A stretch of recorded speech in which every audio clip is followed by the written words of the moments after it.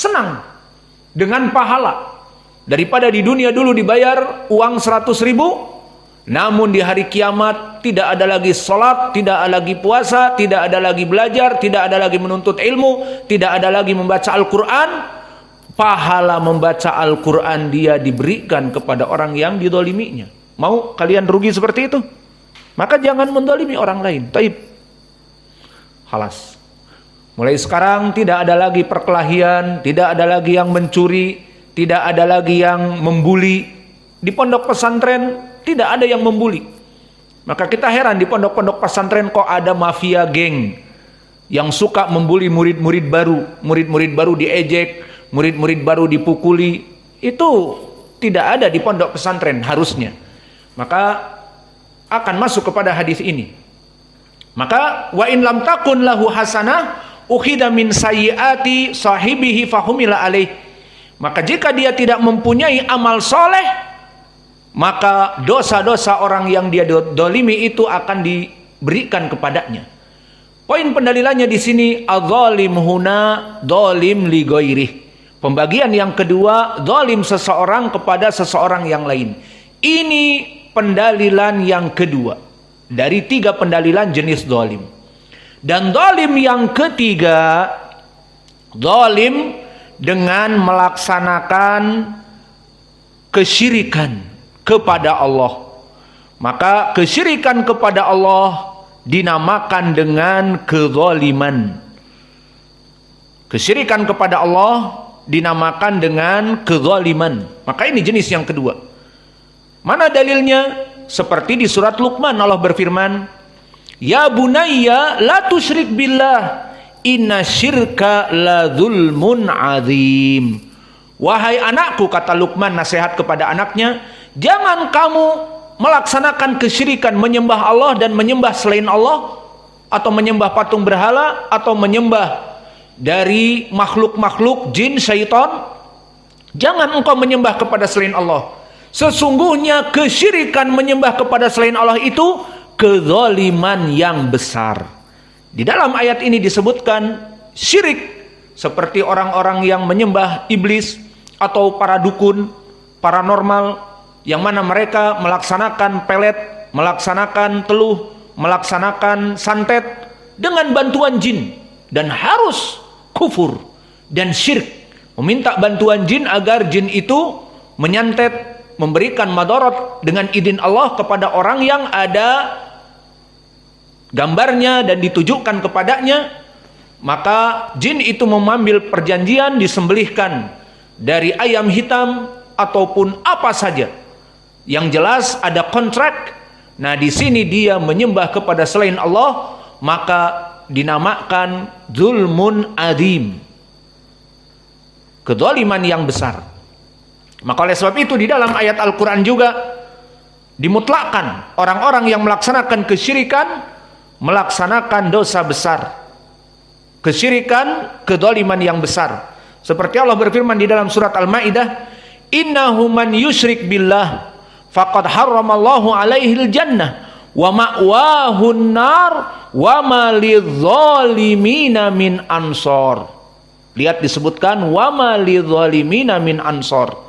Di dalam surat Al-Maidah bisa antum lihat ayat ke-72, "Innahu, sungguhnya dia itu man yusyrik billah." Ungdur al-anhuna yusyrik billah. Barang siapa yang bersyirik kepada Allah, faqad haramallahu alaihil jannah wa ma'wahun nar. Pertama diharamkan masuk surga, kedua tempatnya kekal di api neraka. Lalu apa? Setelah itu Allah berfirman, wa ma lidzalimina min ansor. Maka tidak ada pertolongan bagi orang-orang yang zalim. Kenapa disebut zalim? Karena melaksanakan kesyirikan.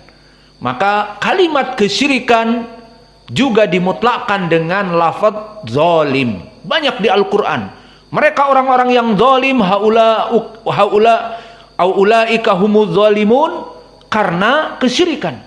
Contohnya ayat ini. Barang siapa yang melaksanakan kesyirikan, maka mereka itu orang-orang yang zalim, yang tidak ada penolong baginya. Dan di dalam ayat yang lain, malidzalimina min hamimin wala syafi'in yuta'. tidaklah kecuali bagi orang-orang yang zalim min syafi'in, dari syafaat yang dia berikan, wala hamimin, dan dari pertolongan yang diberikan, tidak ada syafaat dan tidak ada pertolongan. Kesimpulannya, dari pendalilan yang kami sebutkan, kalimat di dalam ayat tadi, alladzina amanu walam yalbisu imanahum bidzulmin, maknanya orang-orang yang beriman dan tidak tercampur keimanannya dengan kezaliman, maka ulaika lahumul amnu wa hum muhtadun. Ini poin pendalilannya, mereka dalam keadaan aman dari adab api neraka dan di dunia dalam keadaan diberikan hidayah. Lalu apa makna kezaliman di sini? Ada 3. Ini dia yang jadi masalah. Masalahnya di sini telah datang hadis yang muttafaqun alaih dari Ibnu Mas'ud. Awas, hadis ini datang tentang pembahasan ayat ini. Kata Ibnu Mas'ud, lama nazalat hadhil ayah alladzina amanu wa lam yalbisu imanahum bidzulmin, qulna, kami mengatakan para sahabat kepada Rasulullah dalam keadaan sedih dan gundah gulana di saat turun ayat ini. Ya Rasulullah, ayyuna la yudlim nafsahu. Ya Rasulullah, siapa di antara kita yang tidak lekang daripada dosa? Mereka sedih semua. Karena apa? Semua manusia berdosa. Pertanyaan yang besar, Ibnu Mas'ud mengatakan di saat turun ayat ini, alladzina amanu wa lam yalbisu imanahum bidzulmin, qala Ibnu Mas'ud, kullu sahabah yaqulun, aglabu sahabah, ya Rasulullah, ayuna lam nadlim nafsana. Wahai Rasulullah, siapa yang tidak luput dari dosa? Hada yadul, ini menunjukkan apa? Bahwa para sahabat memahami tadi kedzaliman terbagi menjadi 3. Siapa yang bisa menyebutkan kedzaliman menjadi 3? Pertama, zalim kepada dirinya sendiri dengan melaksanakan dosa, tadi pendalilannya selesai. Kedua, kedzaliman kepada orang lain. Iya. Ketiga, kedzaliman melaksanakan kesyirikan kepada Allah. Para sahabat di saat turun ayat ini memahami kesyirikan terbagi menjadi 3. Dan memahami hadis juga yang sering kita lewati dari Anas ibn Malik, diriwayatkan oleh Imam At-Tirmidzi dan yang lainnya, kulubni Adam khata wa khairul khata'ina at-tawabun. Setiap Bani Adam itu bersalah, berdosa. Dan tidak ada yang lekang seluruh manusia dari dosanya. Seperti pepatah Indonesia, tak ada gading yang tak retak. Semua gading pasti ada retaknya. Semua yang namanya Bani Adam pasti ada dosanya. Maka dari sini beristimbat para sahabat, sedih semuanya. Siapa di antara kita yang tidak lekang dari dosa ya Rasulullah? Pertanyaan juga yang kedua dari segi ilmi usulil fikih.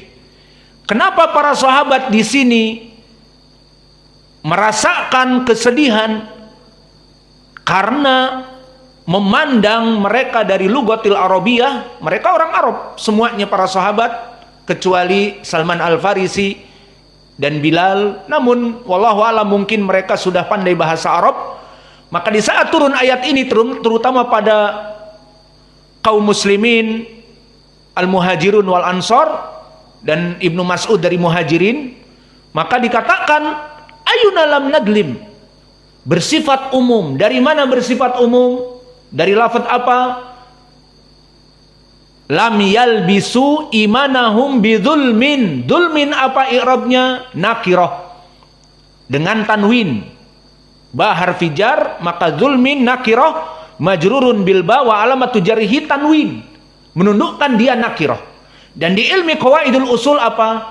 Nakirah datang setelah jumlah nafi, walam yalbisu, lam huna lam nafiyah, lam yalbisu imanahum bidzulmin.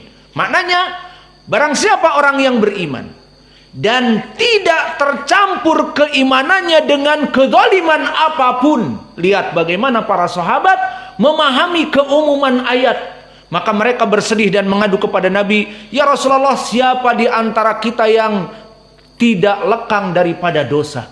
Semuanya berdosa. Berarti tidak ada yang selamat di hari akhirat dari api neraka. Dan tidak ada di dunia yang mereka dalam keadaan diberikan hidayah. Karena di ayat setelahnya disebutkan ulaika ladina, disebutkan ulaika lahumul amnu wa hum muhtadun, mereka dalam keadaan aman dan diberikan hidayah. Maka siapa di antara kita yang tidak suci dari dosa? Tidak ada manusia yang tak retak gadingnya dan tidak ada yang suci dari debu. Akhirnya dijawab oleh Nabi di dalam hadis Ibnu Mas'ud yang muttafaqun alaih. Apa jawaban Nabi kepada para sahabat yang cerdas, yang memahami secara umum zulm itu ada 3 bagian.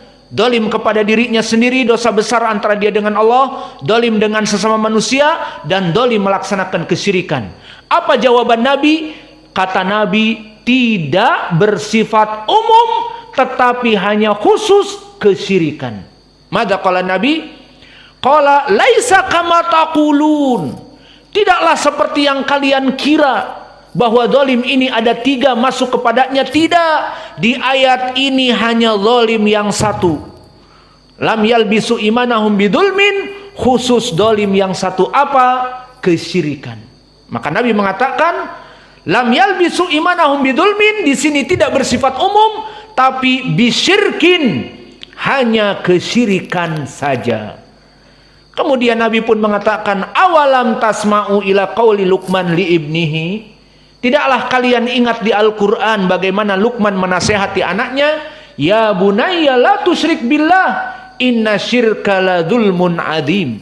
Wahai anakku, janganlah kalian melaksanakan kesyirikan, karena kesyirikan itu kedoliman yang nyata. Di dalam hadis ini muttafaqun alaih, Nabi mengeluarkan kekhususan kedoliman di dalam ayat ini khusus, bukan dolim kepada dirinya sendiri dan bukan dolim kepada orang lain, tetapi khusus dolim kepada Allah dengan melaksanakan kesyirikan. Faham makna ayat? Kalau faham makna ayat, kita terjemahkan dengan baik dan benar. Alladzina amanu, barang siapa orang yang beriman kepada Allah, walam yalbisu imanahum bidzulmin, dan keimanannya itu tidak tercampur bidzulmin. Makna dzulmin di sini kita khususkan tadi apa? Syirik. Dan tidak melaksanakan kesyirikan, meskipun dia melaksanakan kedoliman kepada dirinya sendiri, punya dosa besar antara dia dengan Allah yang kita tidak mengetahuinya. Atau ada sedikit pendoliman kepada manusia, bergibah, mencela manusia, memukul manusia dan sebagainya. Ini tidak dijadikan poin. Yang menjadi poin kedoliman di sini kesyirikan. Maka barang siapa yang beriman kepada Allah dan tidak pernah melaksanakan kesyirikan atau pernah melaksanakan kesyirikan namun bertaubat, karena dulu para sahabat pun seperti ini. Umar dulu melaksanakan kesyirikan dan para sahabat yang lain melaksanakan kesyirikan namun bertaubat. Maka al-Islam hudima ma qablahu.